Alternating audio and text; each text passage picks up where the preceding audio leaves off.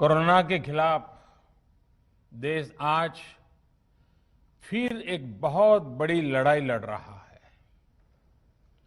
कुछ सप्ताह पहले तक स्थितियां संभली हुई थी और फिर एक कोरोना की दूसरी वेव तूफान बनकर आ गई।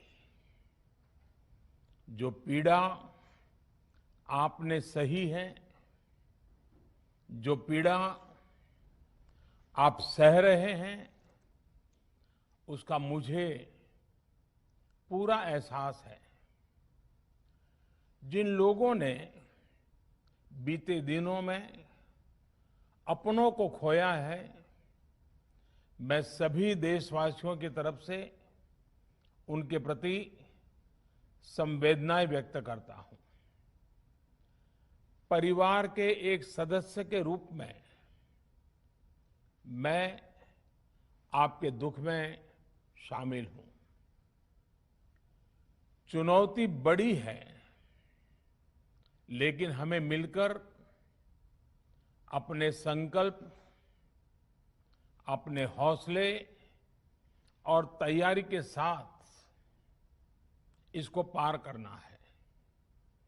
साथियों, अपनी बात को विस्तार देने से पहले मैं देश के सभी डॉक्टरों, मेडिकल स्टाफ, पैरामेडिकल स्टाफ, हमारे सभी सफाई कर्मचारी भाई बहन, हमारे एम्बुलेंस के ड्राइवर्स, हमारे सुरक्षा बल, पुलिसकर्मी, सभी की सराहना करूंगा।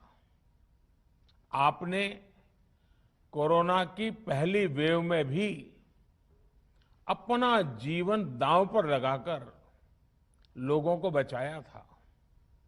आज आप फिर इस संकट में अपने परिवार, अपने सुख, अपनी चिंता छोड़कर दूसरों का जीवन बचाने में दिन रात जुटे हुए हैं। साथियों, हमारे शास्त्रों में कहा गया है, त्याज्यम न धैर्यम विदुरेऽपि काले, अर्थात कठिन से कठिन समय में भी हमें धैर्य नहीं खोना चाहिए। किसी भी परिस्थिति से निपटने के लिए हम सही निर्णय लें, सही दिशा में प्रयास करें, तभी हम विजय हासिल कर सकते हैं। इसी मंत्र को सामने रखकर आज देश दिन रात काम कर रहा है। बीते कुछ दिनों में जो फैसले लिए गए हैं, जो कदम उठाए गए हैं, वो स्थिति को तेजी से सुधारेंगे।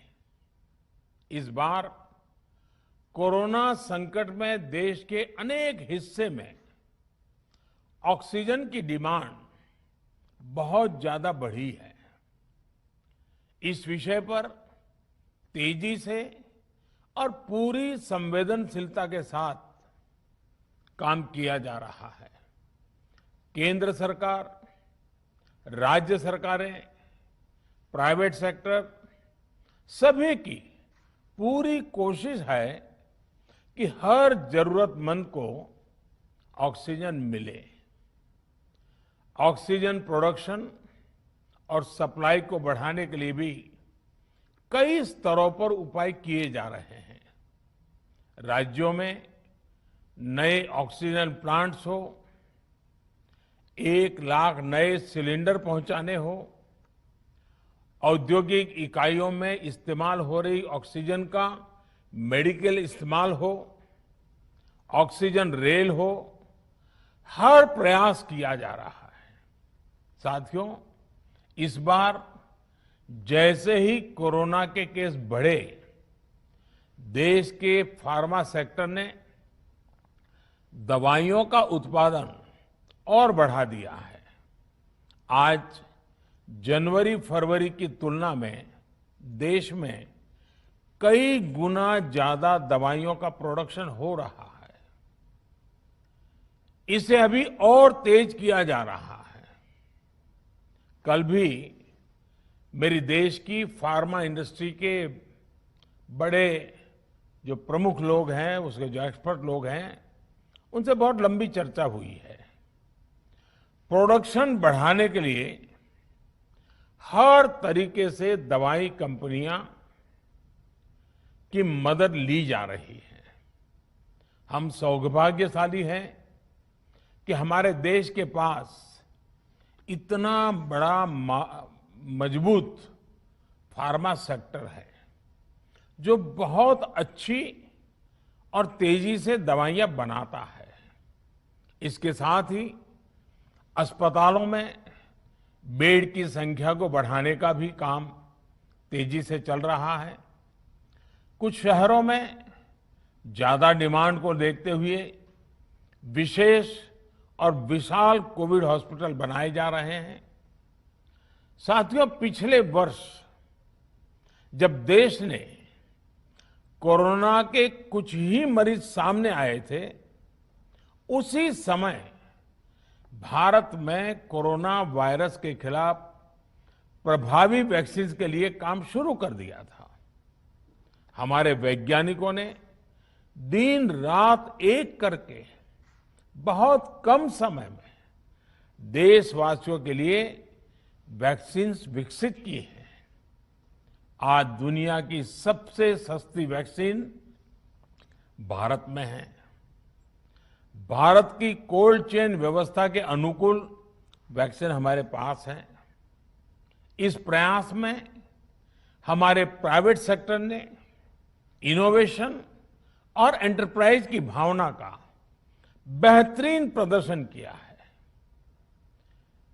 वैक्सीन्स की अप्रूवल्स और रेगुलेटरी प्रोसेसेस को फास्ट ट्रैक पर रखने के साथ ही सभी साइंटिफिक और रेगुलेटरी मदद को बढ़ाया गया है। यह एक टीम एफर्ट है जिसके कारण हमारा Bharat 2 made in India vaccine के साथ दुनिया का सबसे बड़ा टीकाकरण अभियान शुरू कर पाया। टीकाकरण के पहले चरण से ही गति के साथ ही इस बात पर जोर दिया गया कि ज्यादा से ज्यादा क्षेत्रों तक, जरूरतमंद लोगों तक वैक्सीन पहुंचे। दुनिया में सबसे तेजी से भारत में पहले 10 करोड़, फिर 11 करोड़ और अब 12 करोड़ वैक्सीन डोज दिए गए हैं। आज कोरोना से इस लड़ाई में हमें हौसला मिलता है कि हमारे health care workers, frontline corona warriors और सीनियर सिटीजन्स के एक बड़े हिस्से को वैक्सीन का लाभ मिल चुका है। साथियों, कल ही वैक्सीन को लेकर हुए एक और अहम फैसला भी हमने किया है। 1 मई के बाद से 18 वर्ष के ऊपर के किसी भी व्यक्ति को वैक्सीनेट किया जा सकेगा। अब भारत में जो वैक्सीन बनेगी उसका आधा हिस्सा सीधे राज्यों और अस्पतालों को भी मिलेगा। इस बीच गरीबों, बुजुर्गों, निम्न मध्यम वर्ग के लोग 45 वर्ष की आयु के ऊपर के व्यक्तियों के लिए केंद्र सरकार का जो वैक्सीन कार्यक्रम चल रहा है वो भी उतनी ही तेजी से जारी रहेगा। पहले की तरह ही सरकारी अस्पतालों में मुफ्त वैक्सीन मिलती रहेगी, जिसका फायदा, जैसा मैंने कहा, हमारे गरीब परिवार हो, हमारे मध्यम वर्ग, निम्न मध्यम वर्ग के परिवार हो, वो उनका लाभ उठा सकेंगे। साथियों, हम सभी का प्रयास जीवन बचाने के लिए है, और जीवन बचाने के लिए तो है ही, प्रयास से भी ये है कि आर्थिक गतिविधियां और आजीविका कम से कम प्रभावित हो। प्रयास का तरीका यही रखा जाए। वैक्सीनेशन को 18 वर्ष की आयु के ऊपर के लोगों के लिए ओपन करने से शहरों में जो हमारे वर्कफोर्स है उसे तेजी से वैक्सीन उपलब्ध होगी। राज्यों और केंद्र सरकार के प्रयासों से श्रमिकों को भी तेजी से वैक्सीन मिले लगेगी। मेरा राज्य प्रशासन से आग्रह है कि वो श्रमिकों का भरोसा जगाए रखे। उनसे आग्रह करें कि वो जहां है वहीं रहे। राज्यों द्वारा दिया गया ये भरोसा उनकी बहुत मदद करेगा कि वो जिस शहर में हैं वहीं पर अगले कुछ दिनों में वैक्सीन भी लगेगी और उनका काम भी बंद नहीं होगा। साथियों, पिछली बार जो परिस्थितियां थी वो अभी से काफी भिन्न थी। तब हमारे पास इस वैश्विक महामारी से लड़ने के लिए कोरोना स्पेसिफिक मेडिकल इंफ्रास्ट्रक्चर नहीं था। आप याद करिए देश की क्या स्थिति थी। कोरोना टेस्टिंग के लिए पर्याप्त लैब नहीं, पीपीई का कोई प्रोडक्शन नहीं, हमारे पास इस बीमारी के ट्रीटमेंट के लिए कोई खास जानकारी भी नहीं। लेकिन बहुत ही कम समय में हमने इन चीजों में सुधार किया। आज हमारे डॉक्टरों ने कोरोना के इलाज की बहुत ही अच्छी एक्सपर्टीज हासिल कर ली है। वो ज्यादा से ज्यादा जीवन बचा रहे हैं। आज हमारे पास बड़ी मात्रा में पीपीई किट्स हैं, लैब्स का बड़ा नेटवर्क है और हम लोग टेस्टिंग की सुविधा को निरंतर बढ़ा रहे हैं। साथियों, देश ने कोरोना के खिलाफ अब तक बहुत मजबूती से और बहुत धैर्य से लड़ाई लड़ी है। इसका श्रेय आप सभी को, सभी देशवासियों को ही जाता है। अनुशासन और धैर्य के साथ कोरोना से लड़ते हुए आप देश को यहां तक लाए हैं। मुझे विश्वास है जन भागीदारी की ताकत से हम कोरोना के इस तूफान को भी परास्त कर पाएंगे। आज हम अपने चारों ओर देख रहे हैं कि कैसे कई लोग, कई सामाजिक संस्थाएं जरूरतमंदों तक मदद पहुंचाने में दिन रात जुटे हैं। दवाई पहुंचाना हो, खाने या रहने की व्यवस्था करनी हो, लोग पूरे मनोयोग के साथ काम कर रहे हैं।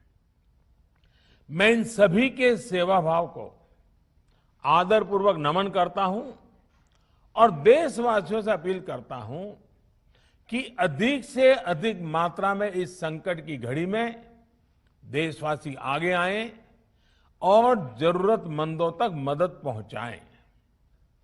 समाज के पुरुषार्थ और सेवा के संकल्प से ही हम ये लड़ाई जीत पाएंगे। मेरा युवा साथियों से अनुरोध है कि वो अपनी सोसाइटी में, मोहल्ले में, अपार्टमेंट्स में छोटी छोटी कमेटियां बनाकर कोविड अनुशासन पालन करवाने में मदद करें। हम ऐसा करेंगे तो सरकारों को न कभी कंटेनमेंट जोन लगाने की जरूरत पड़ेगी, न कर्फ्यू लगाने की जरूरत पड़ेगी और लॉकडाउन का तो सवाल ही नहीं उठता है, आवश्यकता ही नहीं पड़ेगी। स्वच्छता अभियान के समय देश में जागरूकता फैलाने के लिए मेरे बाल मित्रों ने बहुत मदद की थी। छोटे छोटे बालक 5वीं, 7वीं, 8वीं, 10वीं में पढ़ने वाले, उन्होंने घर के लोगों को समझाया था, मनाया था। उन्होंने बड़ों को भी स्वच्छता का संदेश दिया था। आज मैं फिर अपने बाल मित्रों से एक बात विशेष तौर पर कहना चाहता हूं। मेरे बाल मित्र, घर में ऐसा माहौल बनाइए कि बिना काम, बिना कारण घर के लोग घर से बाहर न निकले। आपकी जीत बहुत बड़ा परिणाम ला सकती है। प्रचार माध्यमों से भी मेरी प्रार्थना है कि ऐसे संकट की घड़ी में वो लोगों को सतर्क और जागरूक करने के लिए जो प्रयास कर रहे हैं उसे और बढ़ाएं। इसके साथ ही इसके लिए भी काम करें कि डर का माहौल कम हो सके, लोग अफवाह और भ्रम में न आए। साथियों, आज की स्थिति में हमें देश को लॉकडाउन से बचाना है। मैं राज्यों से भी अनुरोध करूंगा कि वो लॉकडाउन को अंतिम विकल्प के रूप में ही इस्तेमाल करें। लॉकडाउन से बचने की भरपूर कोशिश करनी है और माइक्रो कंटेनमेंट जोन पर ही ध्यान केंद्रित करना है। हम अपनी अर्थव्यवस्था की सेहत भी सुधारेंगे और देशवासियों की सेहत का भी ध्यान रखेंगे। साथियों, आज नवरात्रि का आखिरी दिन है। कल रामनवमी है और मर्यादा पुरुषोत्तम श्री राम का हम सभी को यही संदेश है कि हम मर्यादाओं का पालन करें। कोरोना के इस संकट काल में कोरोना के बचने के जो भी उपाय है, कृपया करके उनका पालन 100% करिए। दवाई भी, कड़ाई भी, इस मंत्र को कभी भी भूलना नहीं है। ये मंत्र जरूरी है, वैक्सीन के बाद भी जरूरी है। रमजान के पवित्र महीने का भी आज 7वां दिन है। रमजान हमें धैर्य, आत्मसंयम और अनुशासन की सीख देता है। कोरोना के खिलाफ जंग जीतने के लिए अनुशासन भी, उसकी भी उतनी ही जरूरत है। जब जरूरी हो तभी बाहर निकले। कोविड अनुशासन का पूरा पालन करें। मेरा आप सभी से यही आग्रह है।